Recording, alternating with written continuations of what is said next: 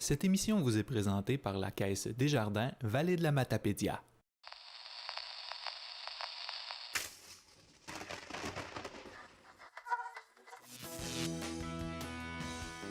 Cette semaine, dans l'édition du 10 mai 2018, nous faisons un retour sur le Salon des mots de la Matapédia à Sébec. Le Cassable Show vous propose de bonnes options pour vos enfants et même pour toute la famille.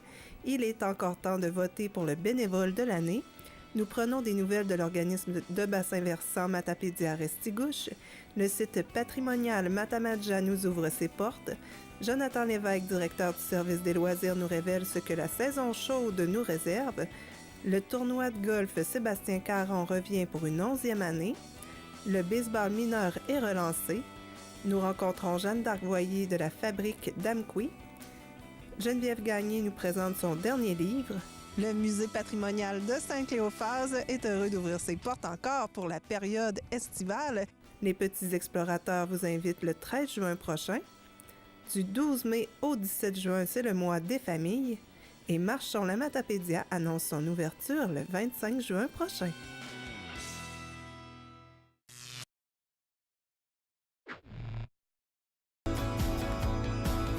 L'apparition des télévisions communautaires autonomes coïncide avec l'implantation des câbles distributeurs au Québec. Le Conseil de la radiodiffusion et des télécommunications du Canada souhaitait à cette époque que les ondes soient partagées avec les citoyens. C'est donc par obligation et par la réglementation de cette instance qu'ont vu le jour les canaux communautaires.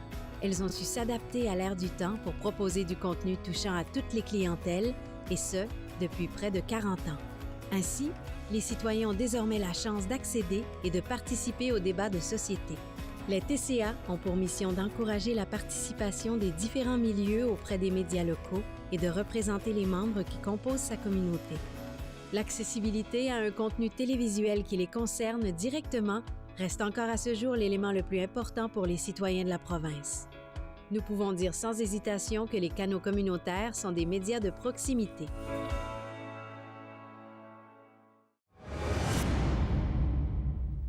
Le 8e Salon des mots de la Matapédia à Sébec a attiré près de 2000 personnes. La présidente d'honneur, Louise Portal, a d'ailleurs suscité l'attention de plusieurs à elle seule. 35 personnes se sont inscrites à son atelier d'écriture. Quand Ginette Lemieux nous a contactés, a contacté ma maison d'édition, j'ai tout de suite vu qu'à mon agenda, j'étais libre. Et puis ça, c'est extrêmement important parce que là, je viens, mais tout de suite après le Salon du livre de Québec et Trois-Rivières. Donc, c'est comme mon dernier Salon du livre de la saison. Donc, je trouve que votre date est vraiment bien choisie pour ça. Raoul Duguay a quant à lui rassemblé de nombreux visiteurs autour de sa table pour bruncher en sa compagnie. Les petits furent également au rendez-vous pour Chantois, entre autres. Le cabaret littéraire fut également un succès. Le Salon des mots de la Matapédia à Sébec reviendra pour une 9e année, c'est certain. Nous nous retrouvons maintenant au Cassable Show pour donner une excellente solution aux familles qui se demandent quoi faire cet été avec leurs enfants. Madame Michaud, on est ici pour parler de ce qui occupe les parents là, de ce temps-ci, là, comment organiser nos enfants pour cet été. Il y a les camps de jour qui reviennent. Naturellement qu'il y a des camps de jour qui reviennent. Ils sont très populaires. C'est certain que c'est un inconvénient de pouvoir être obligé de voyager. Mais je pense que ça se fait quand même bien.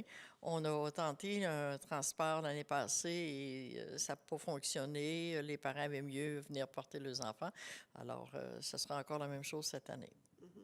Et il y a possibilité encore de coucher ici le mercredi soir. Oui, le mercredi, les enfants s'en vont en camping. Alors, ceux du camp de jour peuvent aller avec eux. Il y aura un surplus, naturellement, pour le déjeuner, le souper et cette activité-là. Et il y a aussi le camping régulier, mais le camp régulier qu'on appelle. Ça, c'est dormir ici tous les soirs. Oui, les jeunes rentrent le dimanche et quittent le vendredi. Et tous les soirs, ils sont ici, ils couchent ici. Alors, à ce moment-là, ils peuvent faire un camp plein air et survie en forêt, un camp de voile, un camp explo-canot ou un camp médiéval. Ça, les dates, bien là, c'est tout différent. Là, ça démarre à des dates différentes au cours de l'été. Hein? Oui, les camps de jour commencent le 25 juin et se terminent le 17 août. pour aussi donner une chance aux parents de ne pas trop se casser la tête pour la période où les garderies sont tout fermées et l'école n'est pas commencée. Alors, c'est ça, les 4 jours, je veux dire. Et nous, on les fait jusqu'au 17 août. Et les camps réguliers commencent le 1er juillet jusqu'au 3 août. Ça peut être 1 semaine, 2 semaines. Comment ça fonctionne? C'est par bloc de combien de temps? On part 2 dodos. Alors, 2 dodos, c'est pour les enfants qui sont pas certains ou qui n'ont pas couché à l'extérieur. Ils viennent ici le dimanche, comme les autres, puis le mardi, si les parents veulent, bien sûr, puis que les enfants veulent continuer la semaine, ils continuent la semaine. Mais au moins, ils ont un aperçu de ce que ça peut être. Ensuite, c'est à la semaine et on a un 12 jours à la mi-juillet. Et il y a quelque chose de nouveau cette année. Parents, enfants, Explo-Canot. Qu'est-ce que c'est exactement? Alors, Explo-Canot, c'est toujours les sorties famille qu'on essaie de... Puis c'est populaire aussi, là, parce qu'on voit souvent des gens, des familles on les voit marcher ensemble. Alors, nous autres, c'est Explo-Canot famille. Et ça va se faire principalement les fins de semaine. Et on peut partir, ça peut être un parent avec un enfant, mais il y a toujours un guide qui accompagne. Le parcours 1, c'est un parcours de 10 km où il n'y a pas de camping. C'est dans la même journée, c'est un parcours à peu près de 3 heures. Et le parcours 2, c'est un parcours de 33 km. Là, il y a une nuit en forêt, en camping sauvage. Il faut amener notre tente, tout le kit, ça rentre dans le canot. C'est vraiment le kit qu'il faut traîner, là, c'est le cas de le dire. Et le 3e parcours, c'est un 40 km. Alors là, c'est 2 jours en camping sauvage. OK. Et les guides, c'est des habitués, ils peuvent aider les autres à pagayer, mais il faut quand même avoir une petite base là-dedans. Oui, il faut avoir une base, c'est sûr. Si vous n'avez jamais pagayé de votre vie, je ne vois pas pourquoi vous allez vous dire. Bon, peut-être qu'il y a des débrouillards, là, ça va sûrement bien aller. Mais il faut aussi vivre avec le lac ici est très, très sauvage, c'est quoi de le dire. Et, faire des surprises. Hein? Oui, des surprises. Alors, c'est la température qui va faire qu'à un moment donné, l'excursion va pouvoir se faire. S'il y a trop de vagues, c'est sûr que ça ne se fera pas, c'est trop dangereux. Alors, on peut s'inscrire à l'avance pour ça ou comment ça fonctionne? Absolument. Vous vous inscrivez au camp, vous appelez au 629-3747 et vous faites l'inscription à ce moment-là et pour qu'on puisse avoir un guide qui est disponible. Vous avez un site web aussi avec des belles photos, tout ça. Est-ce qu'on peut s'inscrire directement sur le web? Non, c'est préférable au bureau. Ou par courriel, sauf qu'on va vous rappeler pour confirmer tout ça, mais c'est certain que c'est toujours mieux d'avoir les réponses immédiates. Quand on a une question, on veut la réponse. Alors, merci beaucoup, Mme Michaud, pour toutes ces informations, puis on invite toutes les familles à en profiter grandement. Bien, c'est certain, c'est une belle activité familiale. Merci beaucoup. C'est moi qui vous remercie. La fête des moissons aura lieu seulement en octobre prochain à Albertville cette année, mais vous avez jusqu'au 30 mai pour proposer la candidature d'un bénévole que vous aimeriez voir hommagé. Stéphane, la fête des moissons va avoir lieu en octobre prochain, mais il faut présenter des bénévoles qui vont être soulignés durant cette soirée-là. Mais ça, on a jusqu'au 30 mai pour le faire. Alors, comment peut-on le faire? Bon, mais oui, c'est ça. Pour une 7e année de suite, dans le cadre de la fête des moissons, on souligne des bénévoles. Ce qu'on a fait, c'est qu'on a un petit formulaire à remplir qui est quand même très court pour présenter les candidatures de chacun des bénévoles là, qui se sont démarqués au cours de la dernière année. Donc, c'est un petit formulaire qui est disponible au bureau municipal de chacune des municipalités ou encore on peut contacter aussi son conseiller en développement local et territorial là, à la MRC qui a ces documents-là en main puis qui peut les transmettre là, pour que les gens puissent proposer des candidatures. Oui, c'est important de proposer les candidatures parce que c'est les municipalités qui vont déterminer parmi toutes les candidatures qui vont être proposées, mais il faut qu'ils soient proposés. Oui, tout à fait. Donc, cette année, on se prend un peu plus tôt. On veut le faire avant la période de l'automne puis avant la période estivale aussi. Donc, on invite les gens à proposer des candidatures pour c'est pas nécessairement pour dire le plus grand, le meilleur bénévole de chacune des municipalités, mais pour donner une petite claque dans le dos, donner un petit souligner de façon concrète le travail qui a eu lieu là, dans les municipalités par des bénévoles. Donc, ça peut être au sein de toutes sortes de comités, toutes sortes d'organisations que des gens ont fait une contribution qui a été remarquée. Donc, c'est une belle façon de surprendre peut-être un bénévole qui, généralement, ne s'attend pas à se faire nommer. Donc, j'invite les gens à en profiter pour surprendre leurs bénévoles. Et qu'est-ce qui va se passer? Ces personnes-là vont être contactées pour assister à la soirée? Tout à fait. Dans le fond, on se donne jusqu'au 30 mai pour faire le dépôt des candidatures. Ensuite, ces candidatures-là vont être analysées par des comités au niveau local s'il y a plus qu'une candidature. Et après ça, on va contacter ces gens-là quelques semaines avant la tenue de la fête des moissons. Et lors de la fête des moissons, on souligne leurs contributions individuellement, chacun des 18 bénévoles. Et pour la deuxième année, cette année aussi, on revient avec le concours des jeunes bénévoles. Donc, un jeune de moins de 18 ans aussi là, qui peut être souligné sa contribution dans la municipalité. L'année dernière, on a eu 5 municipalités qui ont nommé un bénévole. On espère qu'on va en avoir encore plus cette année. Il y a beaucoup de belles choses qui se font au niveau des jeunes, entre autres, leur implication au niveau des écoles, mais aussi des fois dans des activités municipales. On voit des jeunes des fois là, qui s'impliquent et qui mettent beaucoup de cœur, beaucoup d'énergie. On espère que il y a des gens qui vont l'avoir remarqué puis qui vont proposer ces jeunes-là dans le cadre de la fête des moissons. Alors, on rappelle, ça va être où aussi en octobre? Oui, c'est ça. Chaque année, on pige la municipalité haute pour la fête des moissons. Et l'année dernière, on était à Sainte-Marguerite et c'est la municipalité d'Albertville qui a été choisie. Donc, le 11 octobre prochain à Albertville, on va souligner ces bénévoles-là dans le cadre de la fête des moissons. C'est une fête très conviviale qu'on veut justement souligner l'engagement des gens dans le milieu, montrer que les municipalités matapédiennes sont très dynamiques, sont très actives, puis qu'il y a des gens qui y contribuent de façon extrêmement positive. Donc, on a hâte à l'événement. C'est un happening annuel qu'on adore, qu'on aime beaucoup parce que ça fait beaucoup de bonheur. On voit des gens très émus de recevoir le titre du bénévole de l'année. C'est des gens qui ne le font pas pour ça, mais qui sont souvent, comme je le disais, très surpris, mais qui en même temps, ça fait vraiment un petit velours. C'est une belle façon de souligner leur engagement. Oui, puis ça fait beaucoup de monde, là, par municipalité. Oui, ça fait une belle photo de famille à la fin là, avec l'ensemble des bénévoles, mais ils le méritent. Il y a beaucoup de gens qui donnent beaucoup de temps dans leur communauté pour les aider, à la garder vivante, à la garder active. Donc, c'est une belle façon pour nous de leur dire bravo, félicitations. Alors, on rappelle comment se procurer les documents pour pouvoir les présenter aux municipalités? Oui, vous pouvez contacter avec votre bureau municipal ou encore votre conseiller local et territorial là, qui travaille avec chacune des municipalités à la MRC. C'est le 418-629-2053. Puis, vous allez pouvoir avoir l'ensemble des informations. Merci beaucoup, Stéphane. Merci. Camille Dumoulin et Justine Gauvin, en secondaire 4 à la Polyvalente Forimont, se sont démarquées à la finale provinciale de la Super Expo Science Hydro-Québec à Shawinigan, qui se tenait du 19 au 22 avril dernier. Elles ont remporté le prix Camille Rousseau. Camille et Justine ont élaboré leur projet Bercé par le vent en lien avec la berce de Spondyle, avec l'aide de l'organisme de bassin versant Matapédia Restigouche. Voici Marie-Camille Saint-Amour qui nous explique où en est leur projet, leur plan d'action contre la berce.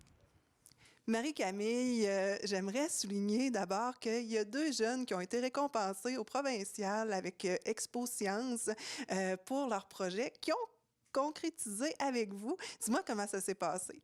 Ces 2 filles-là, ils sont à l'école secondaire Forimont, puis c'est 2 jeunes scientifiques exceptionnels, 2 jeunes très motivés, puis ça fait 2 fois qu'on travaille avec eux dans le cadre d'Expo Science. Puis ils sont venus nous redemander un peu d'aide cette année, on les a alignés, ils ont fait un beau projet, vraiment des 2 très bonnes jeunes, là. Oui. Et bercé par le vent, je pense que c'était ça leur thème. On parle de la berce, évidemment.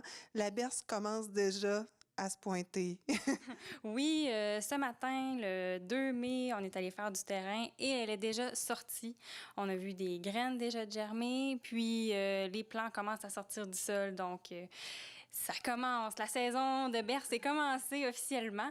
Puis, justement, on va faire beaucoup de choses cet été pour essayer de contrôler l'expansion de la berce fondile. On ne veut pas que ça se ramasse ailleurs en Gaspésie et vers Rimouski. Donc, un de nos buts pour cet été, c'est vraiment de contrôler l'expansion de la berce fondile, puis aussi de contrôler le plus dans les endroits publics où est-ce qu'il pourrait y avoir des cas de brûlure. Donc, c'est de diminuer l'exposition des citoyens à la berce. Et j'imagine qu'il va y avoir encore des corvées. Oui, on espère encore faire des corvées, qu'il y ait des citoyens qui viennent nous aider à arracher la berce, aussi des coupes d'ombelles. Donc, on prépare tout ça. Il va y avoir une bonne sensibilisation là, qui va se passer cet été pour justement appeler le monde à faire aussi du travail chez eux pour essayer de contrôler cette espèce envahissante. Et comment on fait pour savoir quand seront les rendez-vous par-ci, par-là dans la vallée? On va mettre tout ça sur Facebook, sur notre site Internet. Donc, aimez-nous sur Facebook, organisme de Bassin-Versant. Puis sinon, la ville d'Amqui aussi, on va être en partenariat avec eux. Donc, ça va aussi passer dans l'informateur. Puis, on va essayer d'avoir aussi des choses sur le panneau Mordicus là, pour vraiment que le monde qui passe en auto puisse vraiment être informé de tout ça. Donc, beaucoup de sensibilisation, éducation qui s'en vient là, pour l'été. Alors, merci beaucoup, Marie-Camille. On vous suit. Merci. Merci. Mireille, on va parler de votre Assemblée générale annuelle et c'est votre 15e anniversaire. Il y a de quoi célébrer? Mais oui, ça fait déjà 15 ans où mettait le monde de la vallée, se mettait ensemble, le secteur des pêches, le secteur de salmonicole, agricole, municipal, pour créer un des 40 organismes de bassin-versant qui étaient les premiers au Québec, qui était le Conseil de bassin-versant de la rivière Matapédia, puis qui maintenant, avec le temps, on est rendu l'organisme de bassin-versant Matapédia-Restigouche. On couvre un très gros territoire. On a du beau monde impliqué, on a une belle rivière, puis c'est temps de célébrer. On a fait un beau plan directeur de l'eau. On a des beaux projets où les gens se sont mis en action. Donc, ça se passe le 14 juin à 5 heures au centre de foresterie de Cousabscal. Donc, on fait la même formule que d'habitude. Donc, on va faire un AGA potluck. On va vous inviter pour le coup d'entrée de $5 pour le barbecue. Mais après ça, on vous invite à amener une salade, un dessert et autres. Et on va se faire partager ça. Et on va finir la soirée festivement de manière ludique là, avec des jeux puis de l'animation. Alors, tout le monde est invité, organismes, individus, et vous allez faire le tour de tout ce qui s'est passé durant l'année et vous allez annoncer probablement ce qui s'en vient. Est-ce qu'on peut avoir quelques petites brides par-ci, par-là? Qu'est-ce qui s'en vient? Mais on a des beaux projets. On a eu plus de sous cette année avec la stratégie de l'eau là, au niveau du gouvernement. Donc, on va avoir une campagne de sensibilisation pour l'eau de ruissellement qui va se faire dans le secteur urbain. Il va y avoir des panneaux. On veut faire des panneaux d'entrée. Quand on arrive dans le bassin versant, on aimerait peut-être avoir un beau panneau là, très grand, là, c'est à 132, qui dit « Vous arrivez dans le bassin versant de Matapédia-Restigouche. À partir d'ici, les eaux se coulent vers la baie des Chaleurs. » Donc, on a plein de beaux projets comme ça aussi. Il va y avoir plein de projets des gens qui sont déjà en application, là, tu sais, analyser l'eau des puits, analyser l'eau des rivières et des lacs. Et un forum des lacs aussi. On va vous revenir là-dessus au mois de septembre. Alors, merci beaucoup, Mireille. De nouveau de passage à Cousabscal, nous en profitons pour prendre des nouvelles du site patrimonial Matamadja. Bruno, tu es directeur ici au site patrimonial Matamadja. Il y a des nouveautés qui vont arriver cet été. Parle-moi de ça. Première nouveauté, cette année, nous allons ouvrir à partir du 11 juin, aller jusqu'à l'Action de grâce. Ça, c'est une nouveauté. Habituellement, on fermait à la fête du travail. On se rend à l'Action de grâce cette année pour aller chercher la saison touristique automnale. Outre cela, on va ouvrir 7 jours sur 7. Auparavant, les lundis, c'était fermé, donc on ouvre vraiment 7 jours sur 7 pour aller chercher le maximum de la saison touristique. Dans les autres nouveautés, cette année, nous avions le salon de thé qui va se transformer en bistrot. On a changé tout le mobilier intérieur et nous allons avoir une offre culinaire supplémentaire avec sandwicherie fine, pâtisserie, salade, tout ça. C'est un menu qui a été concocté avec le bec pointu d'Amqui et la boutique qui va être maintenant dans la maison du gardien qui était auparavant à l'accueil du pavillon. Outre cela, c'est la visite cet été du site patrimonial de pêche Matamaja. Nous avons aussi le musée du Dr Frenette qui sera ouvert à la clientèle en visite. Pour ce qui est de Matamaja, il va ouvrir, lui, jusqu'à l'Action de grâce. Pour le Dr Frenette, le musée va fermer à la fête du travail. Outre cela, dans les nouveautés... Bien, il y a les chansonniers... Oui, effectivement, nous allons avoir aussi cet été les jeudis musicaux, les jeudis culturels qui reviennent. Par contre, nuance cette année, auparavant, c'était de 5h à 7h, donc de 17h à 19h. Maintenant, ça va être de 19h à 21h. La programmation est presque terminée. Ça va débuter le 5 juillet pour se terminer le 30 août. Et ce sera vraiment tous les jeudis, aller jusqu'au 30 août. Et le fait de le faire en soirée, nous espérons avoir un meilleur achalandage aussi auprès de la population locale et de la vallée de la Matapédia. Et encore une nouveauté cette année, tu vas avoir une exposition intérieure avec une artiste de la région. Oui, effectivement, dans le bistrot cet été, c'est une activité qui se faisait auparavant dans le salon de thé, mais maintenant, ça fait partie du site patrimonial de pêche Matamaja. Auparavant, il y avait une galerie d'art ici, mais ça a été aboli pour vraiment restructurer toutes les activités sous le site patrimonial de pêche Matamaja. Cette année, c'est Chantal Lévesque, une artiste peintre de la région, qui va être en exposition au bistrot, donc à l'intérieur du bistrot pour agrémenter le décor du bistrot. Ça sera Mme Lévesque cet été. Et une nouveauté encore, le site web qui va être réaménagé. Oui, effectivement. On a plusieurs autres nouveautés qui s'en viennent sur le plan, si on veut, de la commercialisation. On a le nouveau logo qui a été fait par la G-Communication à Rimouski. Ça, nous l'avons depuis l'automne dernier. On a le nouveau site web qui a été mis en ligne il y a 2 semaines. Par la suite, on va avoir une nouvelle signalisation aussi sur le site. Donc ça va changer aussi au niveau de la couleur, car nous avons des nouvelles normes graphiques qui ont été faites par l'agent G. Donc ça fait en sorte que beaucoup de nouveautés qui vont être visibles là, sur le site cet été. On veut mettre des beach flags, par exemple, pour attirer les gens. Essayer de ralentir aussi les gens. On est sur le bord de la 132, on voit qu'il y a beaucoup de circulation. Donc, essayer de faire ralentir les gens pour qu'ils voient qu'il y a de l'activité ici.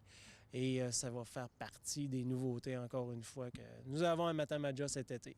Alors, l'adresse de ce fameux site web et les coordonnées? Bien, on a changé aussi ce côté-là. On a ramené ça sous le nom Matamaja. Donc, c'est le www.matamaja.com pour le site web maintenant pour... Allez visiter notre site qui est beaucoup plus complet que ce que nous avions auparavant. C'était quand même un site qui datait de 2002, le dernier site que nous avions. Donc, ça a vraiment rafraîchi notre allure générale sur le web. Et le numéro de téléphone pour vous joindre? 418-756-5999. Donc, vous allez arriver directement dans mon bureau. Alors, merci beaucoup, Bruno, et une bonne saison. Merci. Bonne fin de journée. La saison estivale approche à grands pas et il y a une foule d'activités d'organiser. Nous en discutons avec Jonathan Lévesque, directeur des loisirs à la Ville d'Amqui. Jonathan, évidemment, la Ville d'Amqui est partenaire dans plusieurs activités cet été, mais ce que vous organisez vous-même à la Ville d'Amqui, c'est quoi exactement? Dans le fond, en début de saison, on organise un petit camp de pré-saison avec le tennis.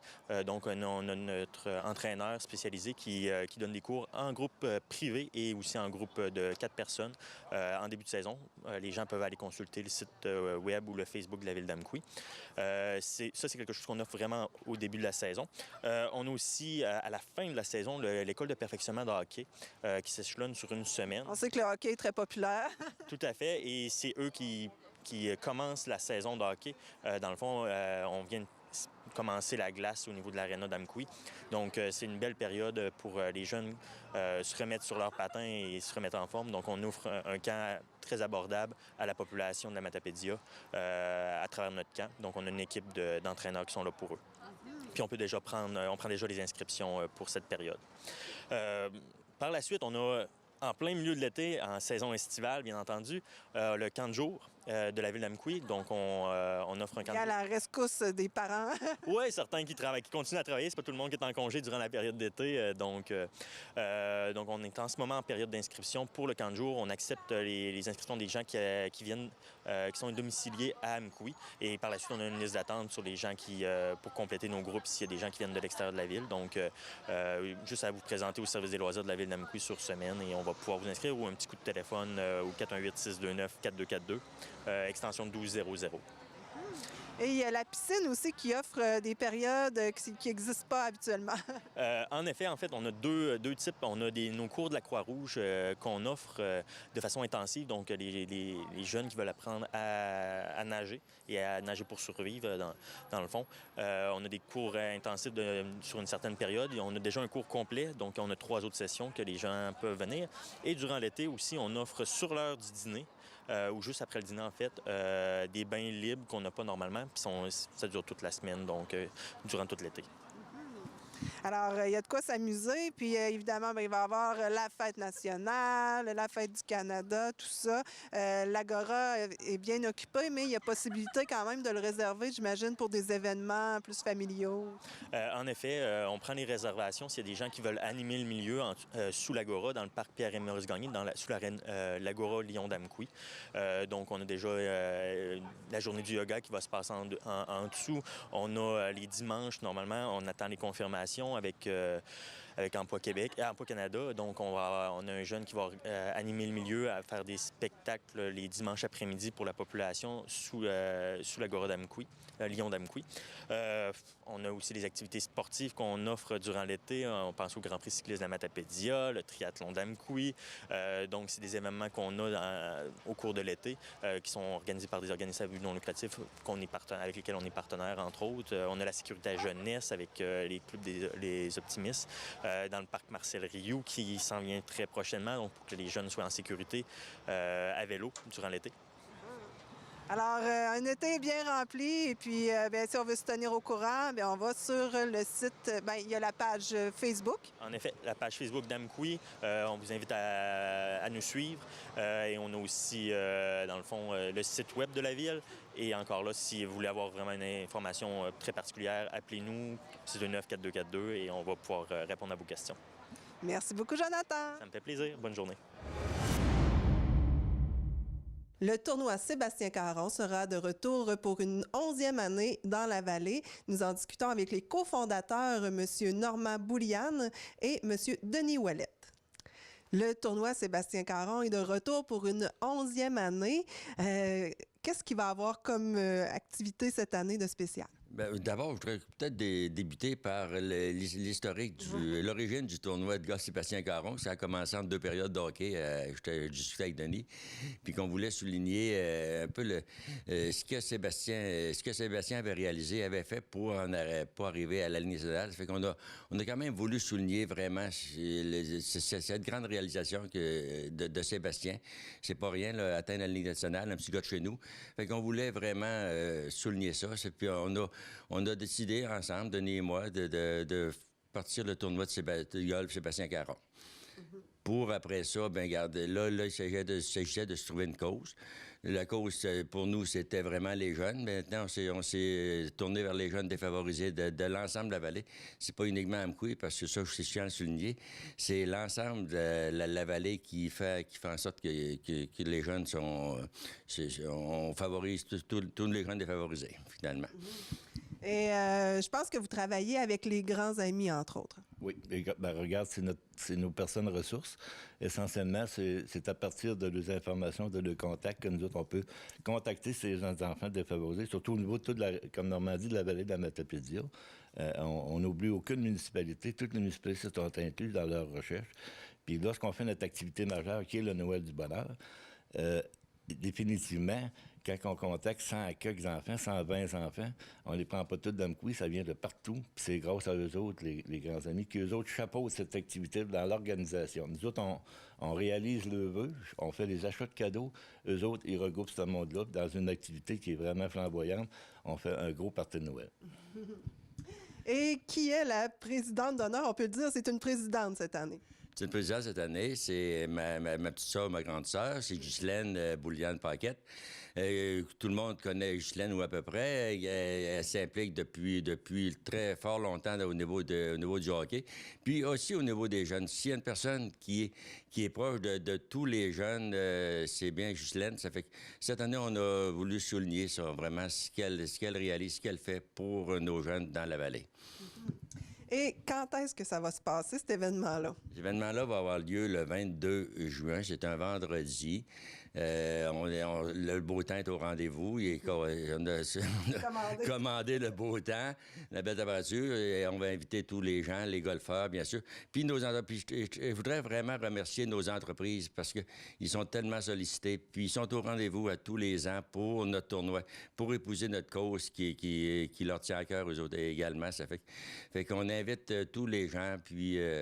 Je ne voudrais pas oublier aussi de présenter notre comité. Il y a Denis et moi, mais aussi il y a Diane Simoneau, mon épouse, puis il y a Michel Germain. Nous sommes 4 qui, depuis 11 ans, qu'on travaille fort pour réaliser ce tournoi-là. Ça fait que c'est important de souligner l'apport de ces deux personnes-là aussi. Et comment on fait pour s'inscrire? Bien, on communique avec Normand Bouliane ou Denis Ouellette. Nos numéros de téléphone, tout le monde, ils sont dans le bottin téléphonique. Puis, je peux les mentionner. Chez nous, c'est 629-3349. Denis, c'est 629-4375. Je ne me trompe pas, Denis? 4375. Fait que vous pouvez nous appeler. Il y a aussi au club de golf. Les gens peuvent s'inscrire au club de golf aussi directement. Ça fait qu'il y a bien des façons de s'inscrire pour notre tournoi. Alors, merci beaucoup de votre implication, surtout pour les enfants démunis. Merci. Ça fait plaisir. Merci à vous. Poursuivons maintenant avec M. Normand Bouliane pour la relance du baseball mineur dans la vallée. M. Bouliane, maintenant, on va changer de sport complètement.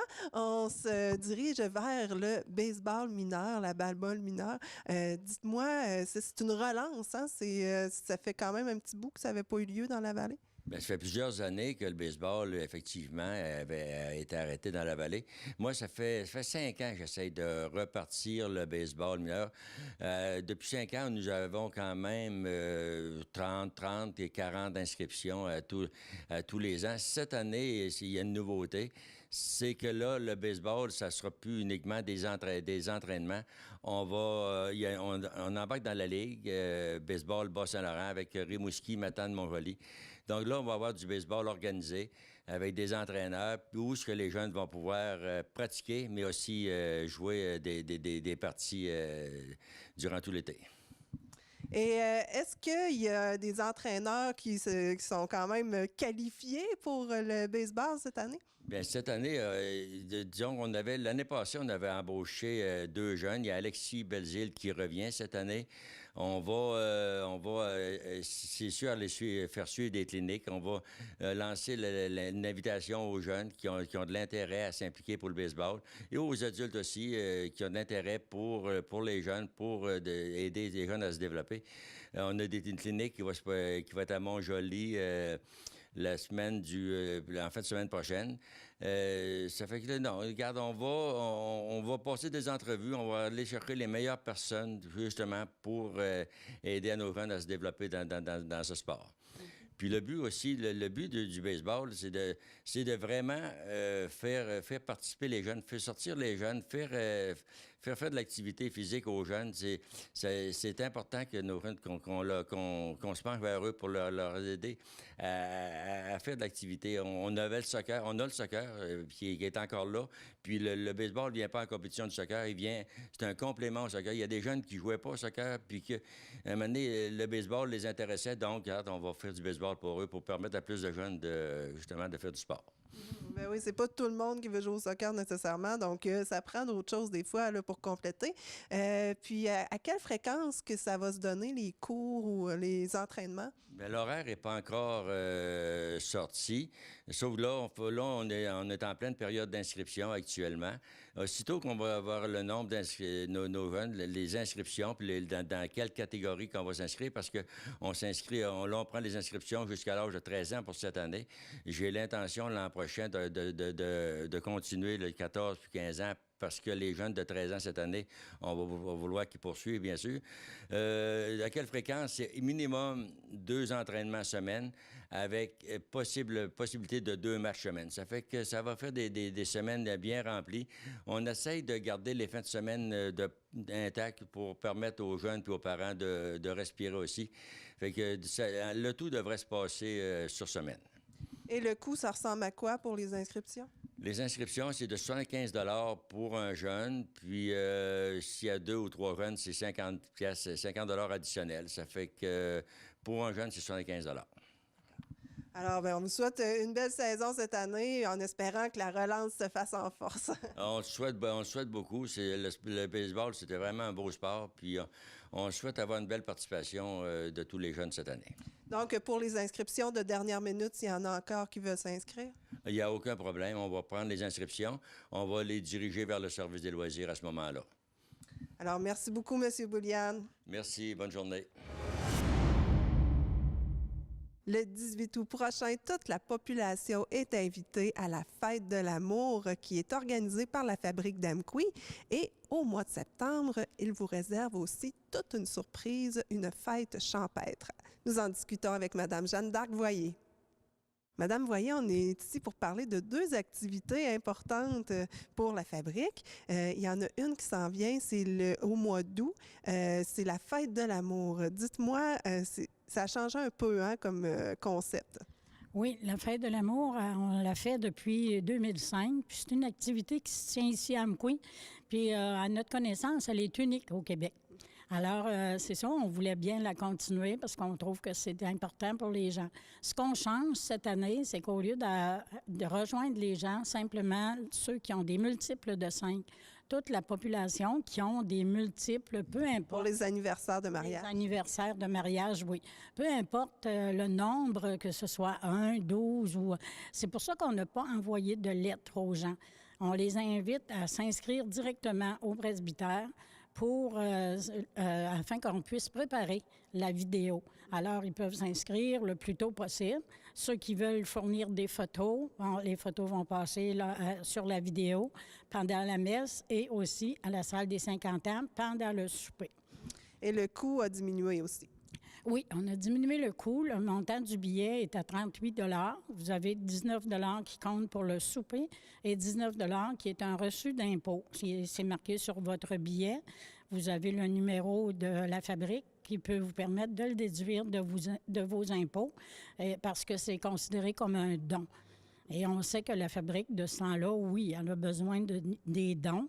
Donc, c'est pour ça qu'on organise cette activité-là aussi, parce que le souper, c'est vraiment un souper bénéfice et ce souper-là rejoint toute la population, non seulement les personnes fêtées ou leurs familles, c'est vraiment toute la population. Alors, on invite ceux qui veulent réserver des tables, que ce soit en famille, entre amis, avec des membres de leur club sociaux ou autrement, ou que ce soit des personnes qui sont seules, ils achètent leur billet, puis nous, on s'organise pour leur trouver des personnes de connaissance avec lesquelles ils vont pouvoir partager le repas.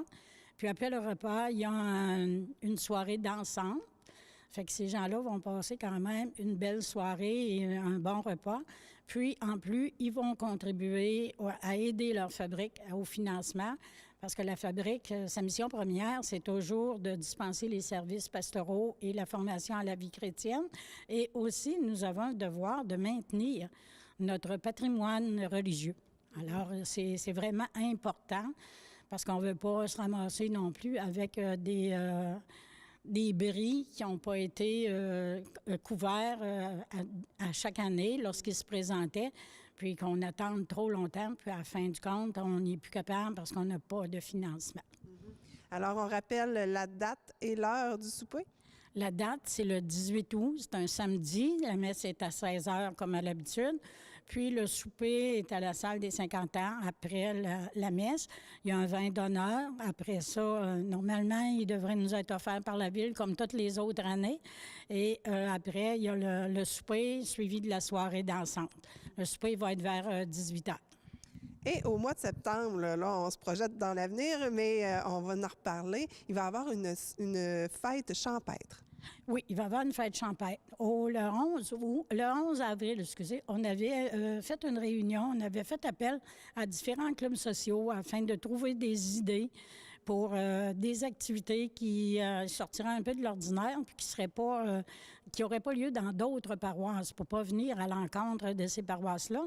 Et puis, l'idée d'une journée champêtre avec une messe country. Puis, la journée champêtre, on va faire ça au parc Amqui. La messe, ça va être là aussi à l'Agora. On va s'organiser pour avoir un chapiteau aussi. Côté température, le 9 septembre, c'est peut-être pas toujours la température idéale, mais avec les gens qui vont apporter leur bonne humeur et leur joie de vivre, ça va sûrement être agréable. Alors, on a bien hâte de voir ça. Alors, merci beaucoup, puis on vous souhaite une très belle fête de l'amour en attendant.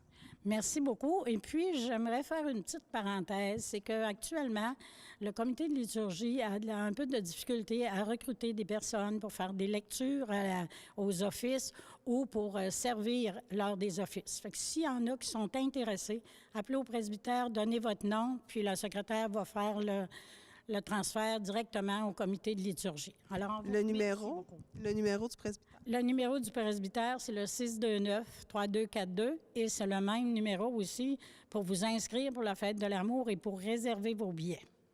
Merci beaucoup, Mme Voyer. Merci. Bonne fin de journée. Passons maintenant à Geneviève Gagné, qui a participé au Salon des mots qui se tenait la fin de semaine dernière. Et elle va nous présenter son nouveau livre qui s'intitule « Cougar ». Geneviève, on va parler d'un livre qui a fait beaucoup jaser en fin de semaine passée au Salon des mots. C'était ton lancement, là. Oui, un des lancements. Il y avait eu un premier lancement à Québec, mais dans la Matapédia, c'était le lancement de Cougar cette fin de semaine, le samedi. Il a fait beaucoup jaser aussi parce que pour le produire, il a fallu que tu fasses une campagne de financement. Dis-moi comment tu t'es prise finalement. Oui, dans le fond, je me suis tournée vers une campagne de sociofinancement ou de financement participatif parce que, j'avais, suite à j'avais mis de l'argent de côté. Moi, je préfère payer mes ouvrages moi-même, même si je fais affaire avec un éditeur. En ce moment-là, c'est une édition en partenariat parce que ça me permet de garder mes droits. Admettons, là, on divague, là. Admettons qu'il y aurait un film de fait à partir de Cougar. Si c'est l'éditeur qui a les droits, l'auteur reçoit à peu près rien. Fait que moi, je voulais conserver mes droits et aussi pouvoir en avoir les profits. Parce qu'on le sait, dans le monde de l'édition, la majorité des auteurs ne reçoivent qu'$1 par livre. Fait que moi, c'est ça. J'ai mieux payé. C'est sûr que c'est un gros montant à sortir. Mais là, c'est ça. D'où est venue l'idée, étant donné que j'avais vu Martin Levac, qui est un bon ami à moi, qui avait fait 2 campagnes, même 3 campagnes de sociofinancement via la campagne Kickstarter, parce que c'est une plateforme qui est juste pour le culturel. On peut pas, comme quand il y a des gens qui vivent des sinistres, des choses comme ça, on peut pas aller vers cette campagne-là. C'est vraiment du culturel puis du artistique qui peut aller vers ça. Fait que, eux autres, ils suggèrent de prendre un 30 jours pour la campagne, mais on peut aller jusqu'à 60 jours. Puis, on offre des récompenses, là. Comme le chandail qu'on voit derrière nous, c'était parti où le monde font comme « Ah, t'as des chandails en plus! » Oui. Selon le montant que la personne donne. C'est ça. Dans le fond, ils pouvaient avoir juste le livre, vous pouvez avoir... Puis là, j'avais fait un concept, là. Vous pouvez lire votre livre en mitouflé d'une doudou, ou avec une coupe de vin, ou avec un breuvage chaud. Fait que c'était tout comme ça qu'était brodé la campagne. Fait que les gens s'engageaient à donner un tel montant et ils recevaient des récompenses. Fait que c'était ardu. Parce que moi, je suis allée vers le 30 jours parce que c'était ce qui a été suggéré. Mais le refaire, je prendrais 60 jours parce que c'est très rapide. Puis c'était quand même un gros montant, pas parce que dans le fond, je demandais 6 000 de l'aide pour 6 000 parce que il faut inclure dedans tout ce qu'on fait faire de récompenses, il faut l'inclure. Puis il faut inclure les transports aussi quand c'est le temps de l'envoyer. Fait que finalement, le livre, il me coûte 3 200 $. Fait que ça, c'est pas de problème. J'ai fait faire mon matériel promotionnel. Puis j'ai dépassé parce que ce que j'avais budgété pour le matériel promotionnel, c'est difficile d'avoir des prix parce que ça dépend toujours des quantités. Puis je m'étais basée un peu sur ce qui se passe via les grosses compagnies. Puis finalement, j'étais pas dedans pantoute, là, parce que j'ai voulu faire affaire locale. Là, puis vu que le volume est moins gros, bien, c'est sûr que les coûts sont plus gros. Même si j'ai eu un très bon partenariat, là, Lettrage Belle Avance, dans le fond, on commandité plus de la moitié du coût de la coupe, finalement, parce qu'on le faisait graver dessus, là. Fait que la coupe de vin qui accompagnait, c'est eux autres qui l'ont quasiment commandité au complet. Fait que c'était vraiment gentil de leur part. Fait que c'est ça. Fait que il reste plus d'argent présentement pour la livraison. Fait que les livraisons, quand je peux, je les fais moi-même ou... mais comme là, les gens sont invités à venir... Ils étaient invités à venir au lancement, venir récupérer leurs livres. Fait que c'était le fun de voir les gens arriver. Puis là, il y en a qui, genre, de remettre une doudou en plus, un autre, c'était une coupe de vin. Fait que c'était bien le fun, ouais. C'est une belle visibilité en même temps. Hein? La campagne, là, vu qu'il y a une campagne, elle, déjà là, à la base, elle parle du livre. Et quand le livre arrive, là, t'as pas à faire déjà la promotion. Il y a une grosse partie qui a été faite 2 mois avant. Ouais. Parce que, tu sais, tu dois prévoir de ramasser les sous, mais après ça, tu dois prévoir le temps d'impression. Je dirais même que c'est 3 mois avant. Fait que là, les gens disent, il est sorti, là, ton livre, là, parce qu'ils n'ont entendu parler avant, puis ça a sorti de la Matapédia aussi, là, des gens qui l'ont commandé à Montréal, puis tout ça. Fait que c'est vraiment intéressant. C'est beaucoup d'ouvrages, mais c'est très intéressant comme médium. Puis c'est très différent aussi comparativement aux 2 autres livres que tu as produits. Ton premier, c'était vraiment un fait vécu que tu as... Puis ensuite de ça, c'était inspiré d'une personnalité connue. Dis-moi, qu'est-ce que tu as le plus apprécié? Comment ça s'est passé pour toi, là, l'écriture de ce nouveau livre? Bien, chacun des ouvrages que j'ai faits, là, au moment où je le faisais, je l'appréciais. Là. Mais ce qui arrive, c'est que j'ai beaucoup de demandes de gens de l'extérieur ou de la région qui me demandent d'écrire leur histoire. Et je voulais pas... J'ai rien contre les biographes, mais je la voulais pas, moi, l'étiquette de biographe. Je voulais montrer que j'étais capable, parce que je suis une artiste, là, fait qu'à quelque part, j'en ai de l'imagination. Là. Je voulais pas qu'on me dise, ah, elle a fait juste prendre les mots de quelqu'un d'autre, puis elle les met ensemble, là, puis elle fait... Non, tu sais, Carpinterie, d'ailleurs, j'avais inventé des personnages qui visitaient le vignoble, puis qui se rendaient compte de toute la saga, puis tout ça. Mais là, c'est ça, c'était de laisser aller, c'était l'inconnu, là. J'avais un plan, puis tout ça, puis l'héroïne du livre, dans le fond, m'a amené à quelque part de complètement différent. Puis ça, les auteurs le disent souvent, qu'à un moment donné, leur personnage prend tellement de la place. Tu sais, j'enseignais, là, parce que je suis enseignante, j'enseignais, puis j'étais là comme, ça serait une réplique que Ève pourrait avoir. Puis ce personnage-là, cette personne-là, je vais m'en inspirer pour créer mon personnage, tu sais. Fait que c'était vraiment un bel exercice, puis j'adorais ça. J'ai une autre histoire, d'ailleurs, que j'avais commencé avant celle-là, mais, tu sais, il manquait comme quelque chose. Fait que quand elle est arrivée, l'idée, je suis allée, j'ai mis l'autre de côté, mais je vais revenir à l'autre, c'est sûr, à un moment donné. C'est pas les idées qui manquent. Dis-moi, de quoi tu t'es inspiré pour l'histoire? Ben, on peut en parler un peu de l'histoire aussi. Dans le fond, tu sais, la cougar que dans le livre, parce que là, vu que j'ai faut faire attention, là, vu que j'ai écrit 2 biographies où avant, ce n'est pas moi, la cougar, désolée pour ceux qui croyaient que c'était moi. C'est dans le mai, je me suis inspirée quand même de mon vécu parce que à 40 ans, comme Ève, je me suis retrouvée célibataire. Mère de 3 enfants, Ève en a 2. Moi, ce sont plus en jeune âge, mais en bas âge. Puis elle, c'est 2 ados affirmés en pleine crise d'adolescence. Mais dans le fond, c'est ça. Fait que quand je suis arrivée célibataire, puis je me suis dit, qu'est-ce qui va advenir de moi? Tu sais, oui, à un moment, on va passer nos blessures, mais après ça, on espère refaire une vie de couple. On espère vivre avec quelqu'un. Fait que là, je me suis dit, qui va vouloir d'une femme célibataire, d'une mère, dans le fond, puis qui a 3 enfants? Fait que là, je me suis mis à penser à ça. Puis en plus, je regardais le potentiel dans la vallée. Parce que la vallée, c'est pas la ville, hein?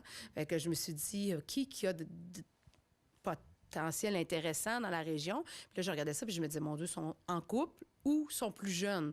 Fait que là, j'ai lancé à la blague, à moins que je vire cougar.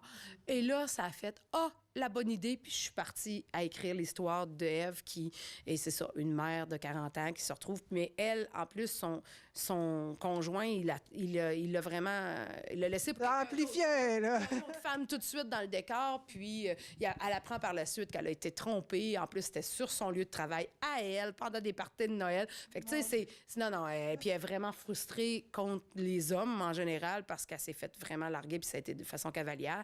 Fait qu'elle, elle décide de se venger un un peu.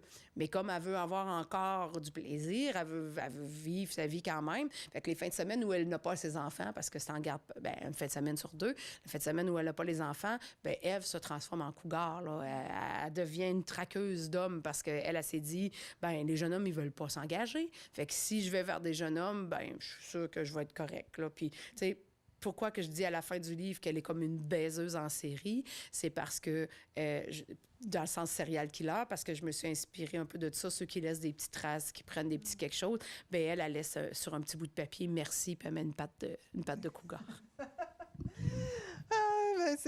Puis les commentaires jusqu'à maintenant, de comment c'est venu, qu'est-ce qu'ils disent les gens? C'est drôle parce que je rencontre des gens tous les jours. Encore hier, puis les gens, ils disent « Hey, j'ai commencé ton livre, là, puis là, je capote. » Ou, tu sais, il se lit bien, c'est facile à lire, c'est actuel, les personnages sont réalistes.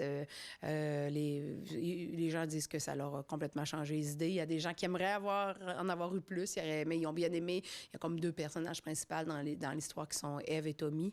Les gens auraient bien aimé les avoir plus longtemps dans leur quotidien, mais c'est ça, les gens ont trouvé que c'était une belle histoire. Puis à chaque fois, je suis touchée d'avoir leurs commentaires. Hein. Il y en a même qui espèrent une suite.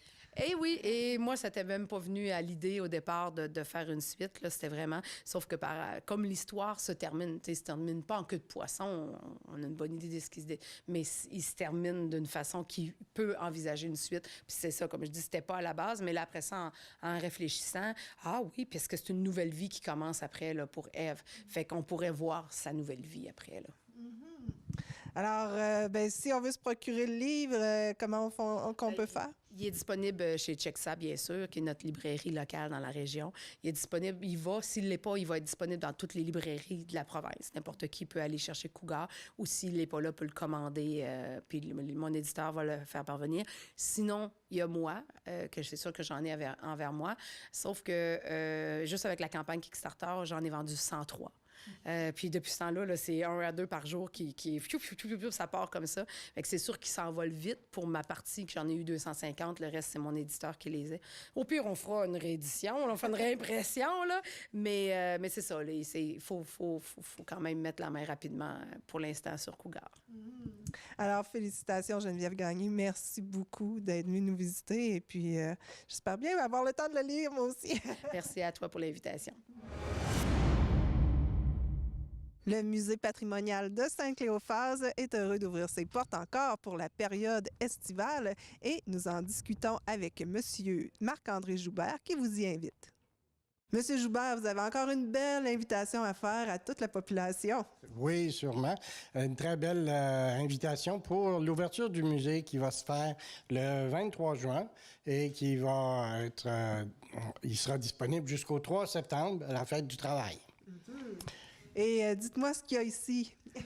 Qu'est-ce qu'il y a ici? Alors, c'est sûr que vous avez des photos de familles. Donc, on veut que toutes les familles de Saint-Cléophas, depuis 1921, là, on veut qu'elles continuent à vivre ici, dans le musée. Alors, c'est pour ça que toutes les familles, depuis 21 jusqu'à nos jours, on aimerait ça les représenter soit par des cadres, soit par des photos simples, ou bien même par des albums. Et on accepte aussi des écritures, des anciens récits. Alors, bien sûr que je pense, c'est très intéressant. Vous avez toujours des nouveautés comme ce qu'on peut voir derrière vous? Oui, sûrement comme ici, c'est tout un ensemble là, qui a été donné par une famille.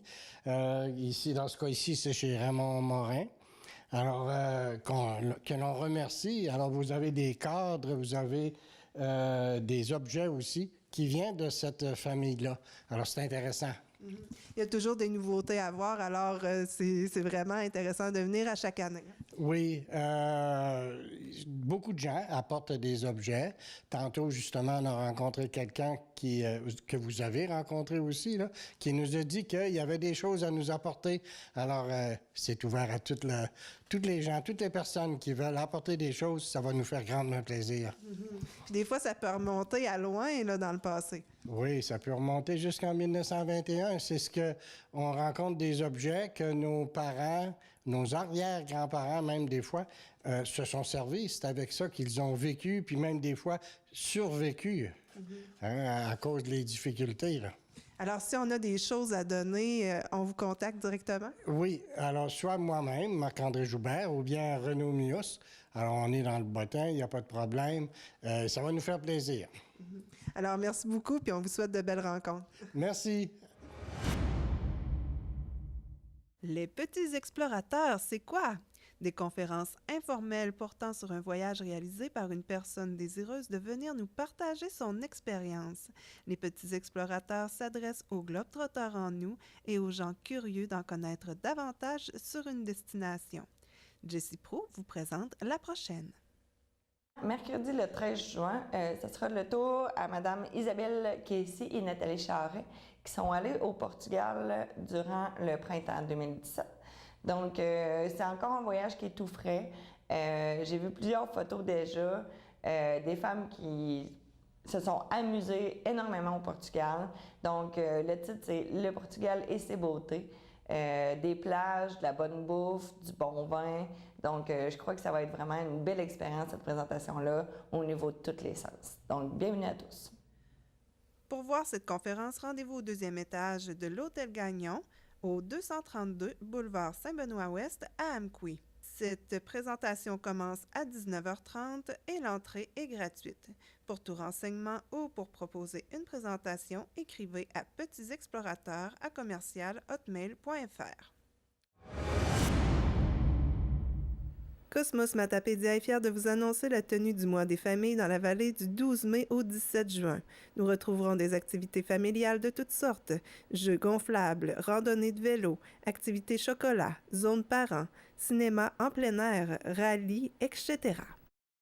La programmation complète du mois des familles est disponible sur le site Cosmos au www.qc.ca/matapédia/calendrier ou encore sur leur page Facebook de Cosmos Matapédia.